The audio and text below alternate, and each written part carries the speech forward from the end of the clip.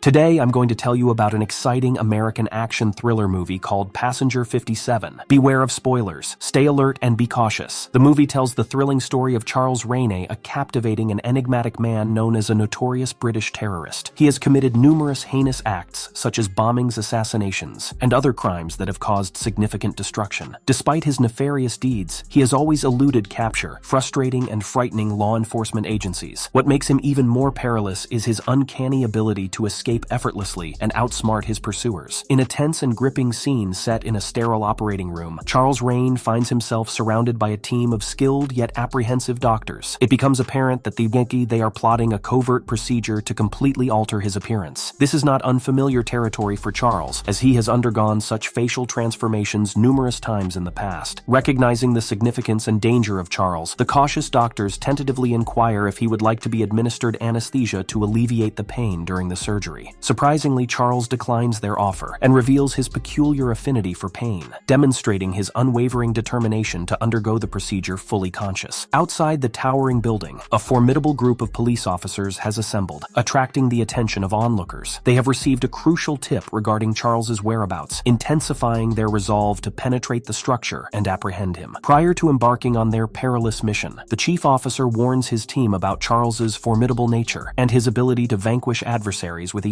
These words instill a sense of unease and tension within the group. The resolute police officers ascend the floors, where the surgical procedures are underway. Unbeknownst to them, Charles is far from defenseless. As the doors burst open, the room erupts into a whirlwind of action. Charles swiftly and masterfully dispatches the lead doctor. He deftly evades the bullets aimed at him and moves with a grace that appears almost supernatural in the treacherous environment. Charles seizes his chance to escape, vanishing into the labyrinthine hallways like a phantom. Unfazed by heights, he fearlessly leaps through a shattering window. To everyone's astonishment, he lands flawlessly, emerging unscathed from the perilous descent as he dashes away at an astounding speed. However, the police force is well prepared to counter his agility. Utilizing their fleet of vehicles, they skillfully maneuver to block Charles's path, cornering him in a position from which escape is impossible. In a moment of triumph, they finally capture Charles Rainey, a man who evaded capture for 15 arduous years, ultimately bringing an end to a protracted and arduous pursuit. The scene transitions to an airplane where Marta, a charming flight attendant, attentively attends to the passengers. All seems well until an ominous figure brandishes a gun, taking Marta hostage and threatening her life unless his demands are met. Yet Marta remains composed and swiftly delivers a well-aimed kick to the man's leg, granting precious moments for a fellow passenger to disarm him. The courageous act earns Marta a round of applause from the other passengers. Surprisingly, the supposed criminal turns out to be John Cutter, an esteemed soldier and retired Secret Service agent known for his unwavering stance against high-level crimes. Shortly thereafter, the arrival of Sly Del Vecchio, the general manager of Atlantic International Airlines, sheds light on their connection as good friends. Sly approaches John, urging him to return to the line of duty and serve the nation once more. However, John declines, expressing his desire to no longer jeopardize his life for others. Despite his initial refusal, Sly extends an offer for John to lead the counterterrorism unit at Atlantic International Airlines. After careful contemplation, John ultimately embraces the opportunity and accepts the position. In a different place, Charles is taken to his prison cell, where his lawyer is waiting for him. The lawyer informs him that the authorities plan to transport him to California and execute him in the electric chair. The only way Charles can avoid this is by pleading insanity. However, Charles reacts violently to the suggestion and confronts the attorney, insisting that he is not insane. Meanwhile, we meet John, who is deep in meditation, reflecting on his past. The movie takes us back a few years when John and his wife were shopping in a convenience store. A robber enters and tries to rob the cash counter. Driven by his sense of justice, John tries to intervene, but the robber takes his wife hostage. Tragically, the robber shoots and kills John's wife, leaving John devastated. In response, John takes action and kills the robber, but it doesn't change the fact that his wife is gone. This traumatic incident scars John deeply, causing him to withdraw from his career and isolate himself for months. Back in the present, John prepares for his first day of work. His mission is to protect a large airplane carrying many passengers. Assigned seat number 57, John's presence on the flight becomes crucial to the movie's story. Coincidentally, Charles and 2 FBI agents also board the plane, hinting at a destination in California. Among the flight attendants are Marta and Sabrina. During the flight, a young boy playfully pretends to shoot Charles, and Charles pretends to be shot, causing alarm among nearby passengers when his handcuffs are revealed. Sabrina, one of the flight attendants, reassures everyone that there is no need to worry. Later, Sabrina discreetly contacts a suspicious staff member and requests a special service. The staff member complies and hands her a metal briefcase. Meanwhile, John, annoyed by his chatty seatmate, seeks solitude in the restroom. Inside the restroom, Sabrina opens the metal box and reveals a gun. She proceeds to cold-bloodedly shoot the unsuspecting FBI agents, shocking everyone on board. Charles is then freed from his handcuffs, and his accomplices emerge, threatening the passengers into silence. In another scene, Charles goes to the cockpit and fatally shoots one of the pilots, establishing his authority. He communicates through the radio, announcing the hijacking and a change of course. However, he promises the passengers safety if they remain calm and obey his orders. Meanwhile, John, still in the restroom, overhears everything and becomes terrified. He manages to use the onboard phone to contact his friend Sly and explains the dire situation. Taking matters into his own hands, John subdues one of the hijackers and takes his gun, using him as a shield to confront Charles. The tension rises as Charles retaliates by grabbing Marta, escalating the showdown between the two adversaries. In a surprising turn of events, Charles demonstrates his cruelty by releasing a flight attendant and ruthlessly shooting an innocent man to prove his point. However, his aim fails, and chaos erupts when the bullet accidentally kills one of his henchmen instead. Seizing the opportunity, John and Marta manage to escape from Charles's grasp and seek refuge in the cargo hold of the plane. Inside the dimly lit space, they come face to face with a mysterious man they had encountered earlier, raising suspicions and prompting them to interrogate him for information about the hijackers. To their surprise, the man feigns innocence until he suddenly attacks John with a shiny knife, triggering a fierce and intense fight between them. With their lives hanging in the balance, both fighters display their skills and resilience, but it is John's determination that ultimately prevails as he disables the villain with a powerful kick. John and Marta secure him, ensuring their safety. With their minds set on reclaiming control of the plane,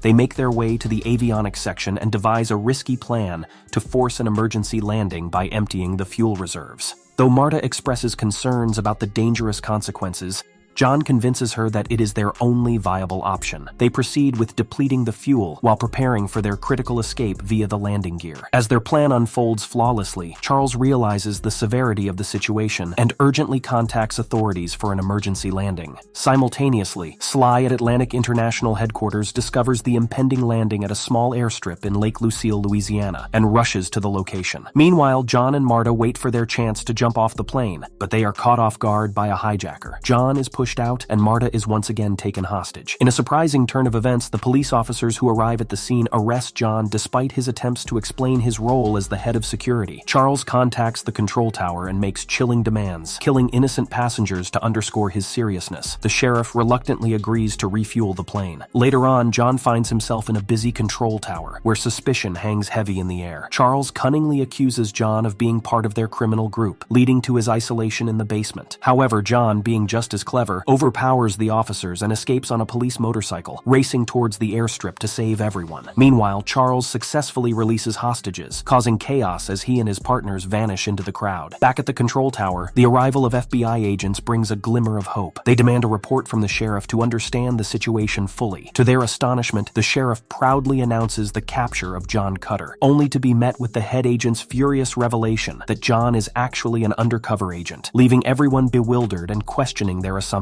At the carnival, a man named John secretly follows Charles and his group, determined to catch them. John's disguise is uncovered and chaos ensues when an innocent bystander gets shot instead. John and one of the hijackers engage in a fight on a Ferris wheel, resulting in the hijacker's death. John surprises and overpowers Charles, leading to his arrest by the FBI and local officers. Despite this, Charles threatens to harm plane passengers unless he is set free. Negotiations fail, so the authorities release Charles with a plan in mind. As Charles boards the plane, snipers are positioned nearby to take him down. Unexpectedly, a suspicious person kills the snipers and attacks the FBI agents, sparking a shootout. Meanwhile, John and Sly decide to chase the departing plane by grabbing onto the landing gear. With great effort, they make it inside the plane, where John eliminates one hijacker and incapacitates Sabrina. Only Charles remains. John directs the plane to change course, engaging in a final showdown with Charles. During their fight, a stray bullet breaks a window, causing air pressure loss. John manages to kick Charles out of the plane, leading to his demise. The chaos ends, and the passengers celebrate. John reports his victory to the control tower, bringing joy to his superiors. The plane lands safely, and John, tired of the attention, walks away with his new girlfriend, Marta. Sly proudly takes credit for the operation while speaking to reporters.